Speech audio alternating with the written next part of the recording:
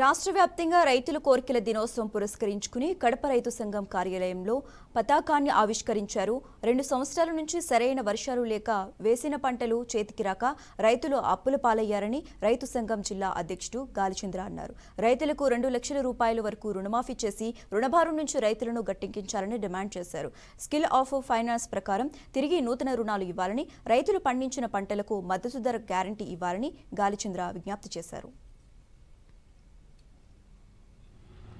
అఖిల భారత కిసాన్ సభ రైతుల కోర్కెల దినంగా ప్రకటిస్తూ ఆ రోజు ఏఐకేఎస్ జెండా ఆవిష్కరణ చేసి రైతాంగ సమస్యలపైన ప్రభుత్వం పైన సమరశంకారావం పూరించాలనేటువంటి నినాదంలో భాగంగా ఈరోజు కడప జిల్లా సిపిఐ కార్యాలయం వద్ద జెండా ఆవిష్కరణ కార్యక్రమాన్ని చేపట్టడం జరిగింది. ఇందులో ఎంతో చరిత్ర కలిగినటువంటి అఖిల భారత కిసాన్ సభ అనేక పోరాటాలకు నేతృత్వం వహించినటువంటి సంఘం.